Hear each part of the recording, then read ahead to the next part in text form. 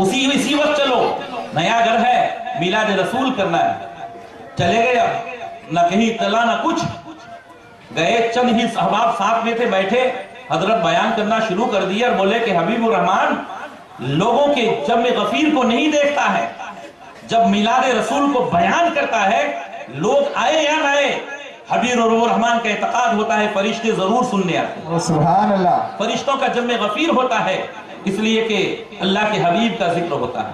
एक बार मोहब्बत के साथ दरूद पाक पढ़ लीजिए। अल्लाहुम्मा सल्ली अला सय्यिदना व नबिय्यिना मौलाना मुहम्मद व अला सय्यिदना मौलाना मुहम्मद व सलातो व सलाम अलैका या रसूलल्लाह सल्लल्लाहु अलैहि वसल्लम। आप नबी के हाजिर और नाजिर के बारे में भी कुछ गुफ्तगू सुन चुके हैं। तख्तियारात मुस्तफ़ा, इश्क रसूल, नूर रसूल, इनके बारे में बात हो चुकी है। और कल मौलाना मुफ्ता अशरफ साहिब क़िबला अशरफी बहुत ही बेहतरीन अंदाज में मिलाद रसूल के बारे में आपके सामने बयान किए। तफसीली तौर पर मिलाद रसूल को तो बयान न कर सके, वक्त की गुंजाइश नहीं थी। और एक आदमी तमाम पहलू को लेकर, हर मौजू के हर पहलू को लेकर गुफ्तगू करे, वो वक्त भी नहीं होता है। इसलिए मिलाद रसूल के बारे में कुछ बातें मैं और आज आपके सामने अर्ज करना चाहता हूं। इसलिए कि ये मिलाद रसूल कोई मामूली चीज नहीं है। ये मिलाद रसूल तो वो मिलाद रसूल है, जिक्र रसूल है। नबी के मिलाद मुनक़िद करना, आज कुछ लोग कहते हैं कि तुम नबी की मिलाद का इनकाद करते हो, नबी की महफिल को सजाते हो, ये कहां से साबित है? ये तो बिदअत है, ऐसा है वैसा है। माज़अल्लाह, मैं तो कहता हूं कि मिलाद रसूल को मुनक़िद करना ये तो सुन्नत खुदा है और सुन्ना सुन्नत अंबिया है। सुभान अल्लाह। इसलिए कि जब दुनिया ना थी तब भी मिलाद रसूल था, और जब दुनिया ना रहेगी तब भी जिक्र रसूल होगा, तब भी जिक्र रसूल रहेगा। कुरान में से साबित है मिलाद रसूल को बयान करना। उसके बारे में इंशाअल्लाह गुफ्तगू के दरमियान वो बात आएगी तो मैं बताऊंगा।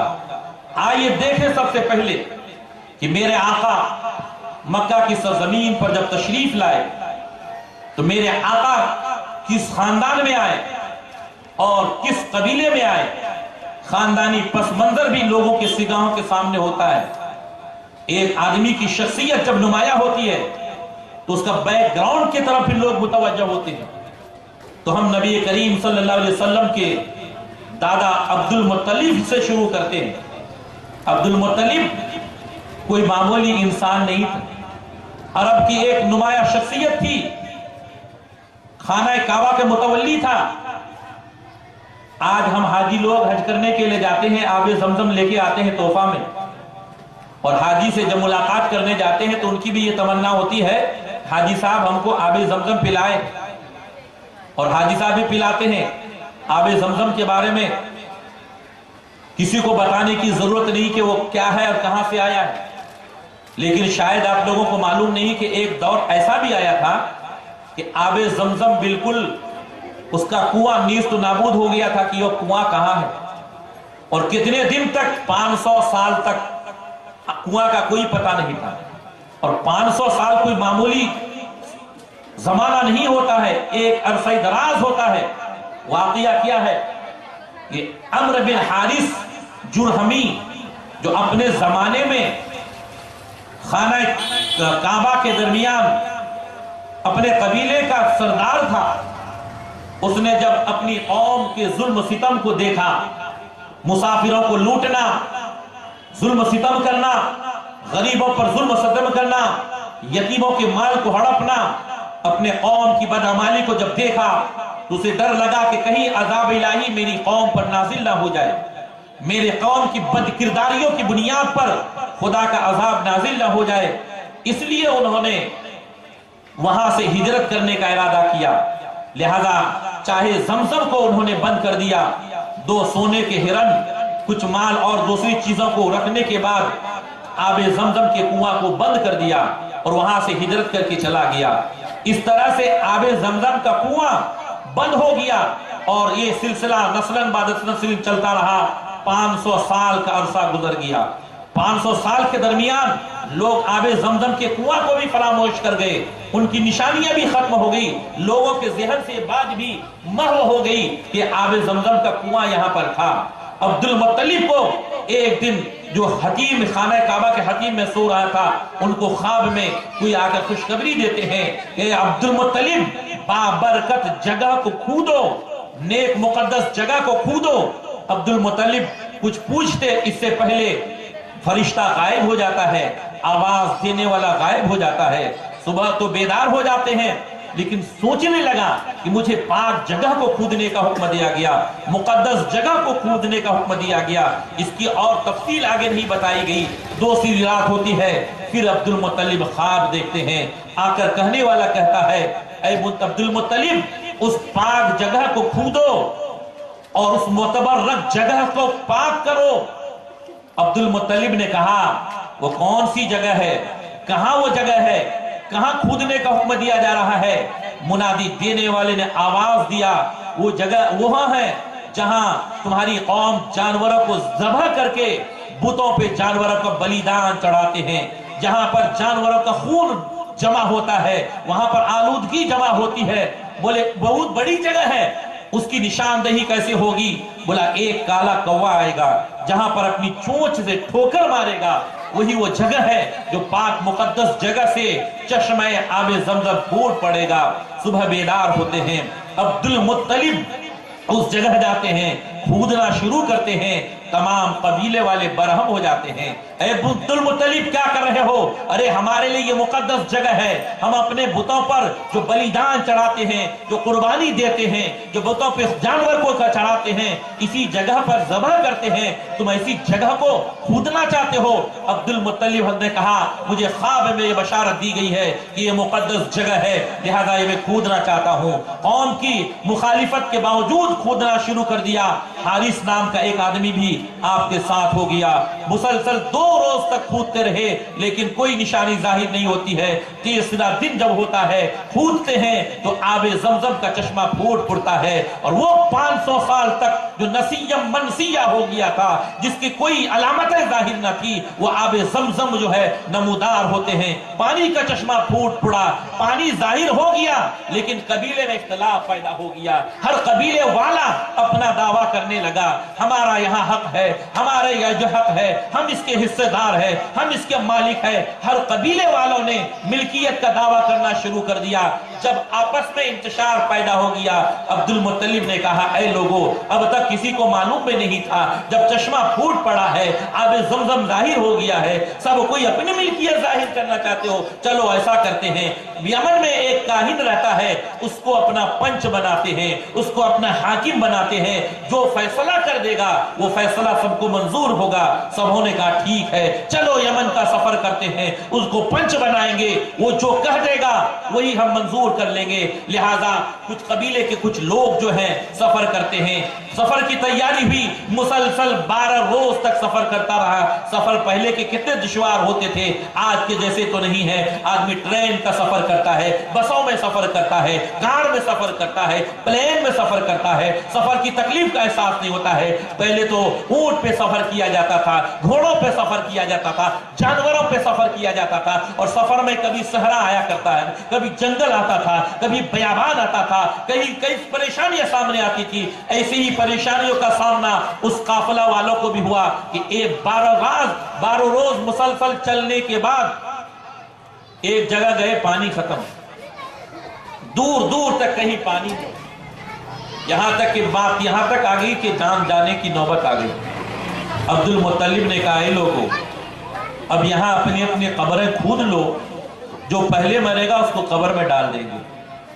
اس قدر زندگی سے مایوس ہو گئے، اب قبر کھودنے لگے۔ اس کے بعد عبد المطلب نے کہا ایسا کرو، خدا کی رحمت سے ناامید نہیں ہونا چاہیے، چلو اٹھتے ہیں، آگے چلتے ہیں، پانی کی تلاش میں سفر بھی جاری رہے گا۔ اگر پانی مل گیا تو زندگی بچ جائے گی، اور اگر پانی نہیں ملا تو جس کی موت جہاں ہوگی وہیں ختم۔ لہذا قافلہ اٹھتا ہے، سب کوئی چلنے لگے، سب کوئی پہلے اٹھے، سب سے آخر میں عبد المطلب اٹھنے لگا۔ جب اپنی اونٹنی کو اٹھایا، قافلہ آگے چلنے لگا، تو اپنی اونٹنی کو اٹھایا تو قدرت الہی کا ایک نظارہ اس نے دیکھا۔ اونٹنی جہاں سے اٹھی ہے وہاں سے نیچے سے پانی کا ایک چشمہ جاری ہو گیا۔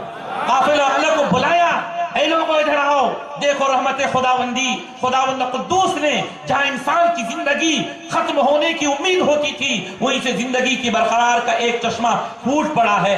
سب کوئی واپس آؤ۔ قافلے والوں نے دیکھا عبد المطلب کی اونٹنی جہاں سے اٹھی تھی وہاں سے پانی کا چشمہ پھوٹ پڑا ہے۔ سبوں نے کہا یہ قدرت الہی کا انعام تم کو ملا ہے، اور اس بات کی دلیل ہے کہ جب اللہ تبارک تعالیٰ نے تمہارے اونٹنی کے نیچے سے پانی کا چشمہ جاری کر دیا تو آب زمزم کا مالک بھی تمہیں کو بنایا ہے، تمہیں اسی کے حقدار ہو، لہذا واپس چل دو۔